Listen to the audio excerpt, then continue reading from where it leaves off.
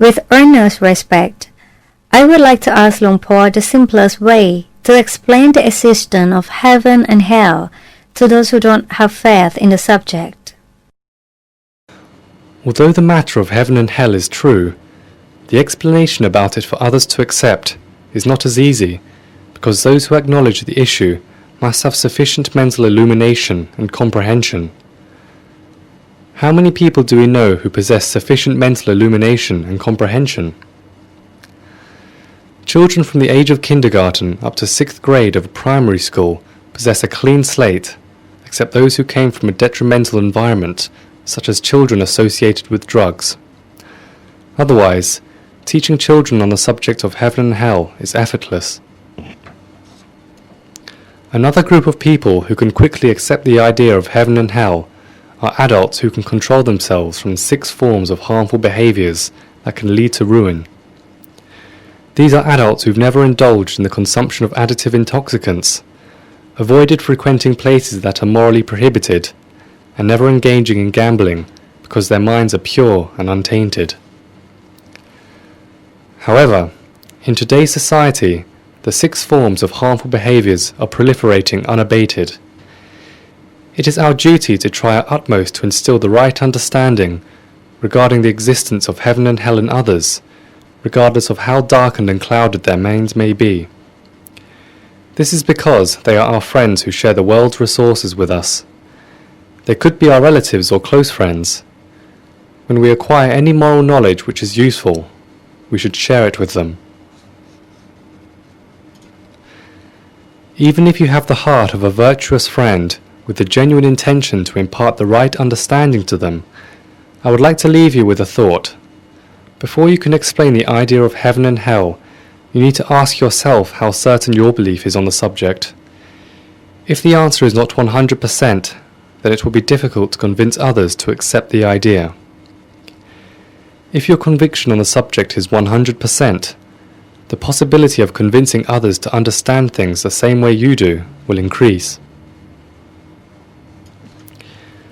The explanation that you use to convince them can come from your own experience. Ask yourself how you went from being a skeptic in the past to a firm believer in the present. If you can answer yourself this question, the explanation will surface in the same manner. When I was not yet ordained, I was also skeptical about the existence of heaven and hell. I searched in all directions for the answer by visiting various temples to ask many reverend monks about the existence of heaven and hell. Some admitted that they themselves did not really know. Some confirmed the existence of heaven and hell. When I asked further whether they had ever seen it for themselves, they couldn't confirm it, but believed it according to what was recorded in the Tipitaka, the Buddhist scriptures. When I asked why they are so confident in the Buddhist scriptures, they said it was because the Buddhist scriptures were the words of Lord Buddha, recorded by his enlightened disciples. They had eradicated all their defilements and had no reason to lie to us. It was an acceptable answer to a certain degree, but deep down inside, I still could not believe the whole idea because they could not confirm it as an actual witness. Until one day, I met Kunyai, our most gifted meditation teacher. When I first met her, I was still a layman and a student. I had the opportunity to ask her directly about the existence of heaven and hell. She answered confidently that they did exist. She left me no time to pursue a second question, but explained further.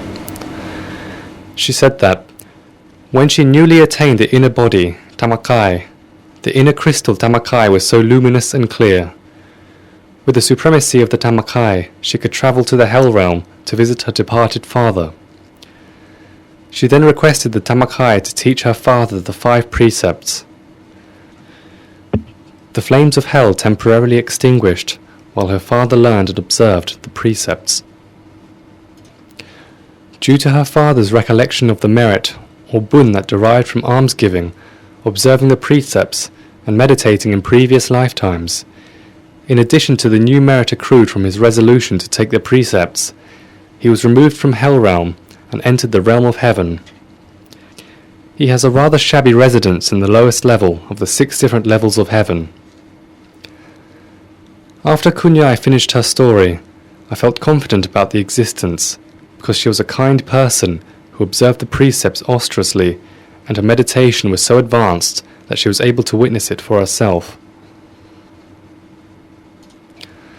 I asked further whether someone like I would have any chance of acquiring the ability to see heaven and hell. She answered clearly with a resounding, "Yes, if you practice diligently." I asked her why she thought I was capable.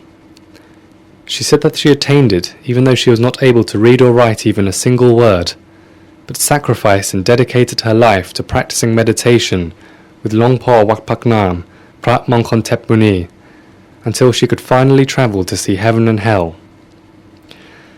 She said that there was no reason why a young, well-educated man like myself couldn't accomplish it, if I practiced diligently and wholeheartedly. She said I would attain it in no time. With the assertion and encouragement from most adept of meditators, like Kunyai, my confidence grew to 99%. The only way to make up the remaining 1% was to get down and earnestly meditate for myself and to go see it for myself. It could never be 100% if I didn't approach it like that. From that moment onward, I have been seriously practicing meditation. After I graduated, I decided to ordain, and I have enjoyed every single day of the monkhood for the last 33 to 34 years. The longer I remained a monk, the more confidence I had in the existence of heaven and hell. However, there are those who are still skeptical about heaven and hell because they are unwilling to believe. So before you dedicate to go explain the ideas to others, you should train yourself well in meditation first, even if you haven't seen heaven and hell personally. Keep practicing, at least you will gain some inner brightness. If we are to experience heaven and hell, we will need the illumination that comes from the brightness of our meditation practice. Continue your practice diligently. The brightness may not be much now, but one day the illumination will be sufficient enough to where you can use it to see what Kunyai and other noble monks saw.